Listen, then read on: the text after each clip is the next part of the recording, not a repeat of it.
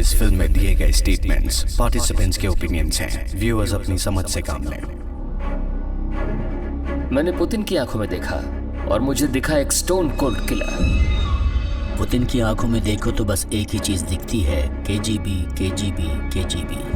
Putin के खिलाफ काम करने का मतलब है जानबूझकर अपनी जान को दांव पे लगाना। अगर व्लादिमीर पुतिन मुझे मरवा सकता है, मतलब कि खुद के ऊपर इल्जाम लगे बिना, तो मैं कब का मारा जाता।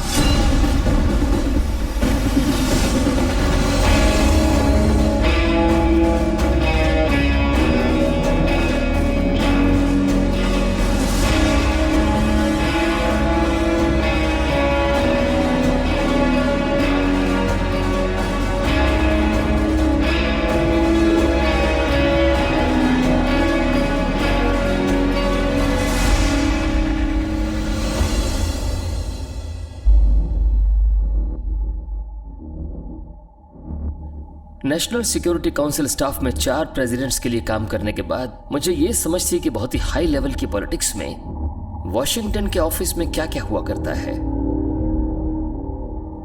एक ऐसा दौर था जब लगता था कि वाकई रिश्ते बेहतर हो सकते हैं वेस्ट और रशिया के बीच। एक वजह यह है कि बुश के एडमिनिस्ट्रेशन के साथ पुतिन शायद वेस्ट के साथ काम करने के तरीके खोज रहा था। वो पहला लीडर था जिसने 9/11 के बाद प्रेसिडेंट बुश को कॉल करके मदद की बात की। ये व्हाइट हाउस के लिए बहुत अच्छी खबर थी। मैंने उनकी आंखों को गौर से देखा। मुझे वो बहुत ही स्ट्रेट फॉरवर्ड और ट्रस्टवर्दी लगे। मैं उस वक्त उनकी सोल को फील कर पाया। प्रेसिडेंट बुश पुतिन से मिले और लौट कर उन्होंने कहा कि पुतिन की आंखों में गौर से देखकर मुझे उसकी सोल दिखाई दी। और जब मैं पहली बार पुतिन से मिला, मैंने वापस आकर प्रेसिडेंट बुश से कहा कि मैंने पुतिन की आंखों में देखा और मुझे दिखा एक स्टोन कोल्ड किलर।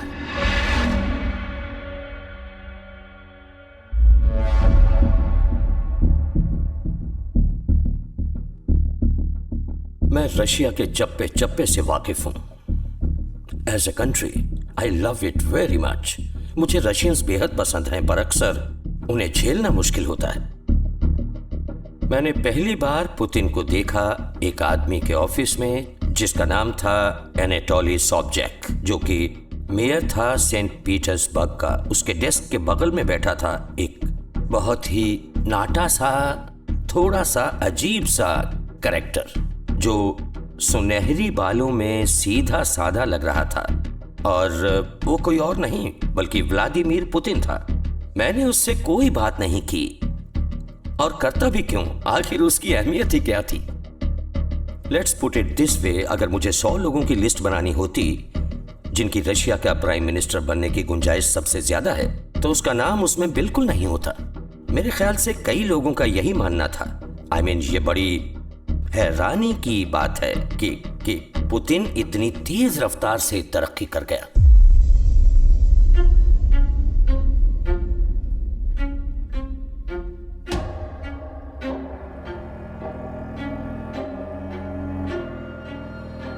एक पॉलिटिकल कंसल्टेंट चुनता नहीं है, वो लोगों की बात समझता है।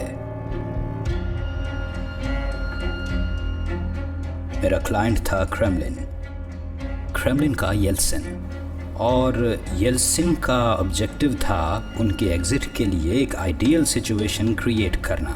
लेकिन हैरत की बात तो ये थी कि हम येल्सिन के सक्सेसर के बारे में परेशान थे, और खुद येल्सिन को भी कुछ समझ में नहीं आ रहा था। मेरा मतलब, हमारे सामने सवाल ये था कि किसी के लिए इलेक्शन कैसे जीता जाए। अगर येल्सिन हमारे पास किसी औरत को या सीमैन या वर्कर को लाकर कहते कि ये है वो, तो हम फौरन कह देते कि great, we will choose him. वो हमारे पास पुतिन को लिया।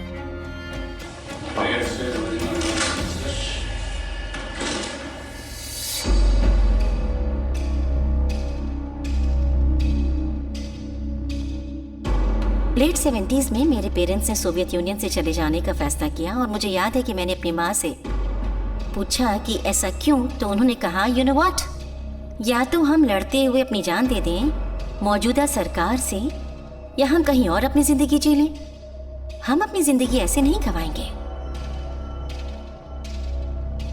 वैसे कई और बातें हैं जो 1990s में हुई जिन पर कानूनी सवाल उठाए जा सकते हैं, और एक समय पर येल्सिन को लगा कि अगर ऑपोजिशन सत्ता में आ गई तो उनका कानूनी सजा से बचना मुश्किल हो जाता, और वो बखूबी जानते थे कि बाकी पूरी जिंदगी उन्हें रशियन जेल में बितानी पड़ सकती है।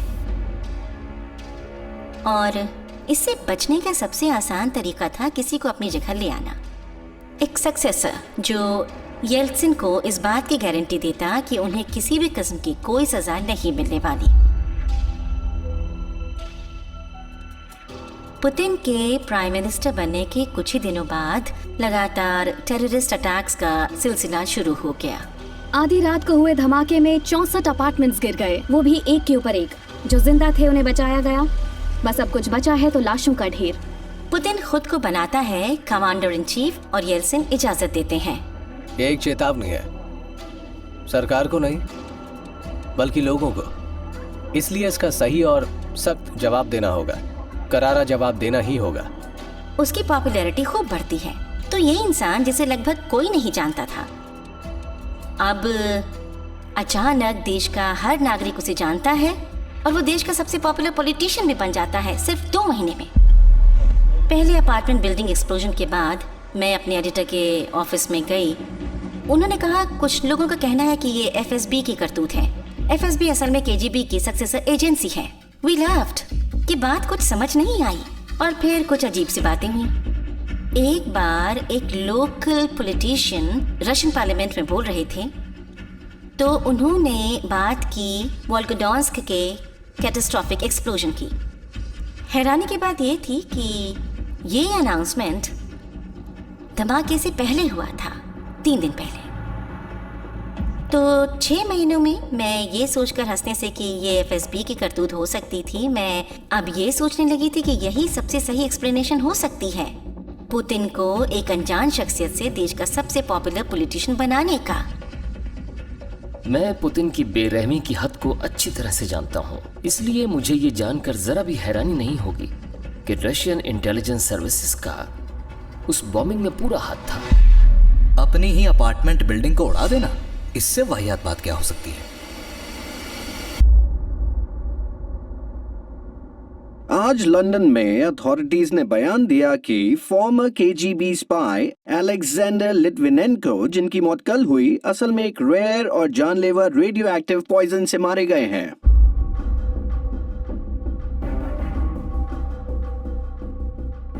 साशा ऑर्गेनाइज्ड क्राइम के खिलाफ FSB के लिए काम करते थे, लेकिन फिर साशा को लगा कि दाल में कुछ काला है, खासकर करप्शन को लेकर, जो कि FSB को दीमक की तरह चाट रहा था। उन्होंने खुलेआम कहा, FSB अब एक बहुत ही खतरनाक ऑर्गेनाइजेशन है। वो इंचार्ज था इंटरनल इन्वेस्टिगेशन यूनिट का, और उसकी जिम्मेदारी थी रशियन इंटेलिजेंस सर्विस में करप्शन का पता लगाना। उसे बहुत कुछ पता चला, तो कई लोग उसके दुश्मन बन गए। मैं इस नतीजे पर पहुंचा हूं कि मिस्टर लिट्विनेंको की हत्या के FSB ऑपरेशन की इजाज़त मिस्टर पट्रूचेफ ने दी थी, जो तब FSB के हेड थे, और इसमें उनका साथ दिया प्रेसिडेंट पुतिन ने। सब कुछ आधी रात को शुरू हुआ। उनकी तबीयत बुरी तरह बिगड़ गई। वो बात नहीं कर पा रहे थे क्योंकि उनका गला दर्द कर रहा था और सफ़ेद पड़ गया था, क्योंकि अंदर सारे टिश्यूज डैमेज हो चुके थे। फिर मैंने उनका हौसला बढ़ाने के लिए उनके बालों को सहलाया, तो देखा कि उनके काफ़ी सारे बाल मेरे ग्लव्स पर थे। वो साशा की ज़िंदगी के आखिरी 2 दिन थे। 23 दिनों तक, शुरू से लेके एंड तक, वो लगातार टॉर्चर सहते रहे, और जब उनके यूरिन के सैंपल्स कलेक्ट किए गए तब पता चला कि उसमें पोलोनियम पॉइजन था। सभी दंग रह गए। पहली बार ऐसा केस इन्वेस्टिगेट हुआ जिसमें किसी को रेडियो एक्टिव मटेरियल से मारा गया हो। लिट्विनेंको जाते जाते एक स्टेटमेंट छोड़ गए हैं जिससे पता चलता है कि उनकी जान किसने ली है। आप एक इंसान को तो चुप कराने में कामयाब हो सकते हैं, लेकिन पूरी दुनिया से बगावत की पुकार गूंजेगी मिस्टर पुतिन, पूरी जिंदगी आपके कानों में गूंजती रहेगी। लोगों का ये जानना जरूरी है कि उन्हें जिंदगी से कितना प्यार था। He was full of life, सबकी हेल्प करने वाले, आम इंसान की तरह, normal person. He never expected maybe to be a hero. मैं चाहती हूँ कि सारी दुनिया ये जान ले, रशिया पुतिन नहीं है और पुतिन रशिया नहीं है।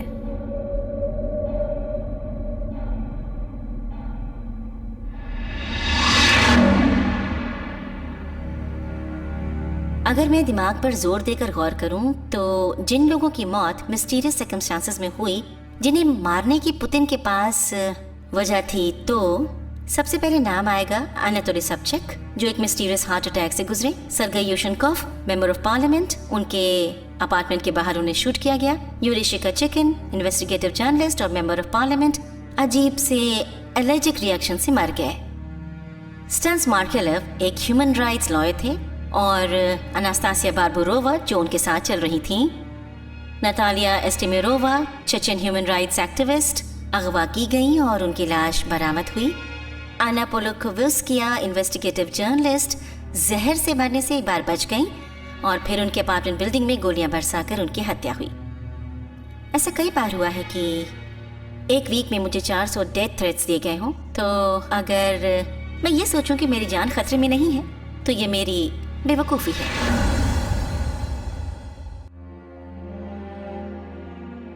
जिस देश में कई विरोध करने वालों की जान ली जाए, कहना होगा कि उस देश में कोई तो ऐसा है जो सरफिरा है।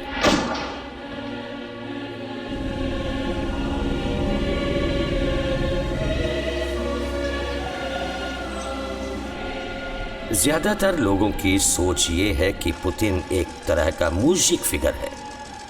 मूजिक का मतलब है देसी मुस्टंडा, कोई ऐसा सीधा साधा बंदा नहीं जो पेरिस या लंदन जाए, बल्कि एक असली रशियन।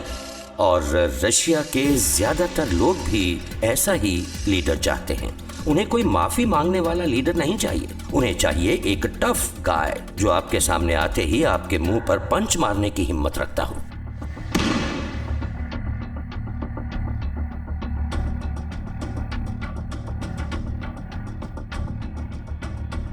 जब रशिया कम्युनिज्म से कैपिटलिज्म की तरफ बढ़ा तो एक बिजनेसमैन के नज़रिए से the sky was the limit और चुटकियों में बेशुमार दौलत कमाई जा सकती थी।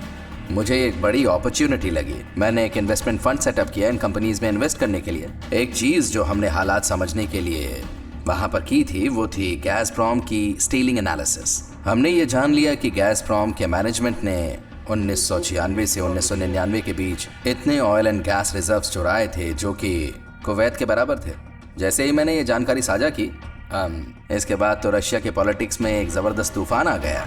एक इन्वेस्टर के लिए सब कुछ अच्छा चल रहा था। फिर अक्टूबर 2003 में पुतिन ने रशिया के सबसे रईस आदमी को गिरफ्तार कर लिया, उस पर मुकदमा चलाया और टेलीविजन मीडिया को इजाज़त दी कि वो पिंजरे में बैठे रशिया के सबसे रईस आदमी को कैमरे में कैद करे। एक के बाद एक सारे बड़े बिजनेसमैन वापस रशिया गए और पुतिन के सामने हाजिर हुए। उन्होंने कहा, सर, कैद से बचने के लिए हम क्या करें?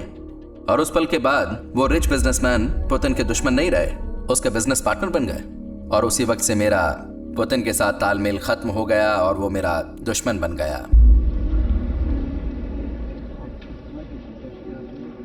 पुतिन का मेरे ख्याल से जिनसे वो डील करता है उन लोगों के बारे में एक तरफा रवैया है। बेसिकली तुम मेरे साथ हो या फिर नहीं हो। तो ऐसे कई ओलिगार्ड्स हैं जिन्हें साइबेरिया में काफी समय बिताना पड़ा और कुछ को वेस्ट की ओर मजबूरन भागना पड़ा। एक दो तो मारे भी गए। दूसरी तरफ जिन ओलिगार्ड्स ने पुतिन के हुक्म को सर आंखों पर रखा, पिछले करीब 15 साल से वो आज भी अरबपति हैं। वो हैं इन्फ्लुएंशियल, पावरफुल और बहुत ही रिच। तो पुतिन ने उनसे अपना वादा निभाया है। मेरे ख्याल से पुतिन का रवैया ये है कि अभी हाल ही में तुमने मेरे लिए क्या किया है। नवंबर 13, 2005 में फ्लाइट से रशिया लौट रहा था और मुझे शर्मेटियोवो 2 में वीआईपी लाउंज में रोका गया, घसीटकर एयरपोर्ट डिटेंशन सेंटर ले जाया गया। मुझे 15 घंटों तक कैद रखा गया और फिर वापस लंदन डिपोर्ट करने के बाद मुझे नेशनल सिक्योरिटी के लिए खतरा करार दे दिया गया। मेरे ऑफिसेस पर रेड पड़ी और सारे डॉक्यूमेंट्स जब्त कर लिए गए और फिर उन डॉक्यूमेंट्स के जरिए एक massive $230 million tax rebate fraud की साजिश रची गई, जो टैक्स हम पहले ही रशियन गवर्नमेंट को दे चुके थे। तो हमने एक बहुत ही काबिल वकील हायर किया। वो एक यंग रशियन था, सर्गेई मैग्निट्स्की। सर्गेई ने उस जुर्म का खुलासा किया और उनके खिलाफ गवाही देने के करीब 1 महीने बाद हमने जिन ऑफिशियल्स का पर्दाफाश किया था वही उसके घर पहुंचे, उसे गिरफ्तार किया और प्री ट्रायल डिटेंशन में रखा। वहां उसे टॉर्चर किया गया ताकि वो अपना बयान वापस ले। आइसोलेटेड सेल में बेड के साथ बेड़ियों से बांध दिया। 8 राइट गार्ड्स ने उसे मरने तक रबड़ के बेटन से पीटा। मैं सर्गेई मैग्निट्स्की को श्रेय देना चाहता हूं, जिनकी लाजवाब जिंदगी और दर्दनाक मौत ही कारण है, एक कैटलिस्ट जो आज हमें यहाँ ले आया है। पुतिन और उसके चमचे रशिया की दौलत चुराकर वेस्ट में ट्रैवल करते हैं। अपना पैसा वो वेस्ट में रखते हैं, बच्चों की पढ़ाई भी वहीं कराते हैं। तो मैंने एक तरकीब सोची जिससे कि वो लोग वेस्ट में ट्रैवल कर ही ना पाएं और पैसा ना खर्च कर पाएं, और इसे मैग्निट्स्की एक्ट कहते हैं अमेरिका में। पुतिन ने कहा कि उसकी पहली फॉरेन पॉलिसी प्रायोरिटी है कि वो मैग्निट्स्की एक्ट को रोके। ये बार पुतिन की हुकूमत की सबसे बड़ी कमजोरी पर हुआ था। हम एक सिग्नल भेज रहे हैं व्लादिमीर पुतिन को और रशियन क्लेप्टोक्रेसी को कि ह्यूमन राइट्स को इस तरह से अब्यूज करना बिल्कुल नहीं सहा जाएगा। बदला लेने के लिए पुतिन ने 2013 में मुकदमा चलाया सर्गेई मैग्निट्स्की पर, जिसे उसके ऑफिशियल्स ने जेल में ही मार दिया था। Put him on trial, dead. मुझे ट्रायल इन एब्सेंशिया बनाकर उसका को डिफेंडेंट बनाया गया। एक केज में 2 खाली सीट्स थी। वो एक बड़ा रशियन कोर्ट रूम था। वहाँ एक जज थे, प्रोसिक्यूशन लॉयर्स थे, वहाँ पर अपॉइंटेड डिफेंस लॉयर्स भी थे, बेलिफ्स थे, कोर्ट रिपोर्टर्स थे, गैलरी थी, कई सारे जर्नलिस्ट थे और उन्होंने हम दोनों को दोषी पाया। रशिया के इतिहास में ऐसा पहली बार हुआ कि एक मुर्दा इंसान पर मुकदमा चलाया गया। सर्गेई को दोषी पाने के बाद वो उसके खिलाफ कुछ नहीं कर पाए, लेकिन मुझे 9 साल के लिए एब्सेंशिया मिला इन अ रशियन प्रिजन। अगर व्लादिमीर पुतिन मुझे मरवा सकता खुद पर इल्जाम लगे बिना, तो अब तक वो मुझे मरवा चुका होता।